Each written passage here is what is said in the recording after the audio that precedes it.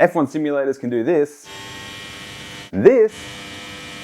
They help with getting a lot of this.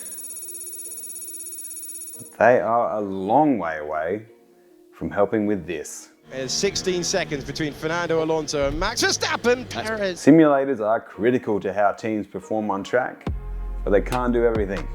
Let's talk about F1. This is Aliens in the Paddock.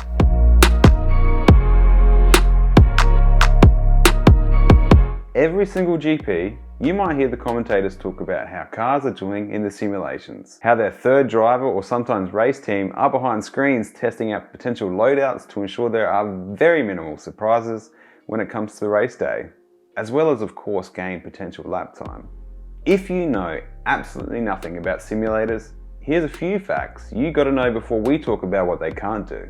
In an effort to cut costs in Formula 1 and move towards becoming a more environmentally friendly sport, F1 have dramatically cut the amount of lap testing that a team can do, periodically reducing testing times since 2009 to just a handful of days pre-season. So now that teams are left with minimal testing days, some things need to be crunched in a simulator. Simulators are a virtual setup with a real cockpit, with an exact representation of each track. Tracks are scanned with lasers to accurately represent elevation, surface, curbs, surroundings, literally everything.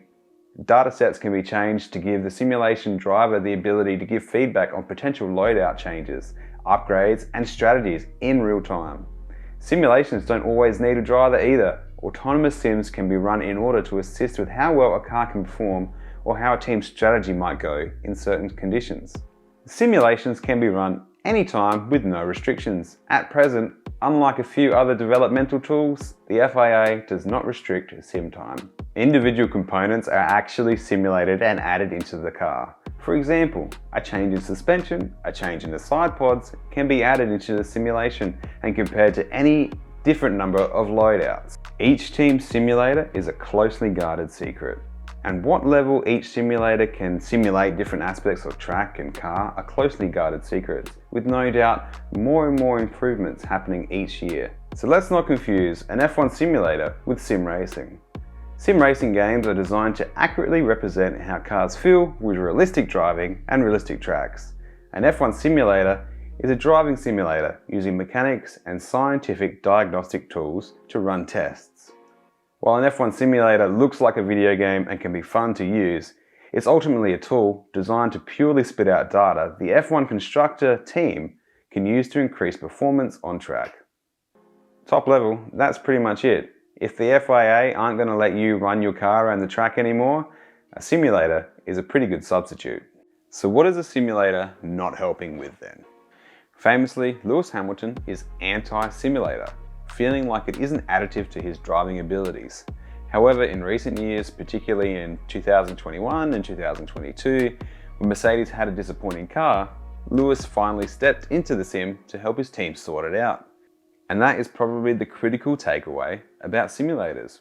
While it absolutely can help a driver improve their lines, familiarize themselves with a new track, its primary goal is to help the engineering teams run data, improve aerodynamics, and assist in developing upgrades and improve lap times on the track. So, Lewis Hamilton is both right and wrong then. He might not feel it helps him become a better driver, but it helps his team develop a better car for him. So, counting up, what can't a Formula 1 simulator do that those teams really wish they did? 3. Physical sensations. The simulator cannot replicate physical forces experienced by the driver, such as G-forces during high-speed turns or when braking. While a sim can replicate certain movements with haptics and hydraulic lifts, it can't replicate the G-forces that are critical for a driver. For example, a driver might feel that the rear of the car is sliding out in their back due to the G-forces before there's any visual indicator that that's about to happen. For a sim driver, a simulator experience is primarily visual and auditory. Number 2, you will not die if you crash your sim or cost your team tens of millions of dollars in fixing their car. So knowing this, you can absolutely dive bomb into every corner if you want in an F1 simulator. No matter how accurately you're trying to drive your sim, your only limitation is the speed and handling of the car, which is essentially 100% accurate. Before I get into reason number 1, I just want to say the great thing about having a driver in a simulator is you can accurately reproduce everything about a track and its conditions. Make one single change and measure how that changes performance or times. This is not possible in the real world, as conditions like wind, weather and tyres are changing constantly. But if you purely want to see what one small aero adjustment would make, you can do that in a sim, and that information is incredibly valuable. And that brings us to number 1. While incredibly advanced, my number 1 has to be weather. Of course, a simulator has advanced weather and wind and rain models. However, in terms of how rain can impact a race, weather in a sim is quite far off from what it is on track.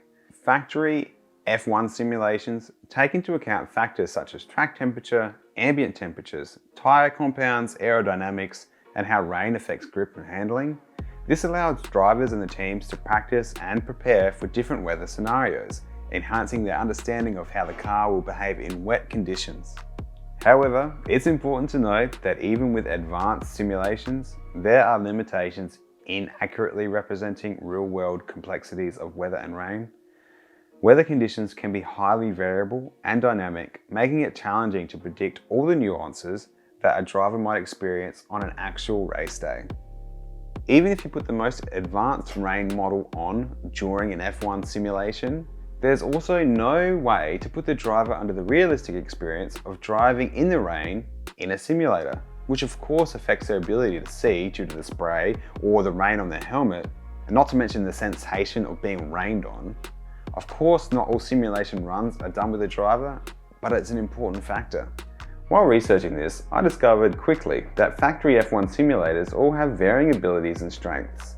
And perhaps Mercedes think that they have the best simulator, while Red Bull also think they have the best simulator. Each team's simulator ability is going to vary. Their improvements and simulation ability are closely guarded secrets, and it's in the team's best interest to not fully share what their simulator is capable of. If you enjoyed this video, thank you. How about sharing it with someone you think might also like it? Sub for more F1 videos. This is Aliens in the Paddock. Goodbye.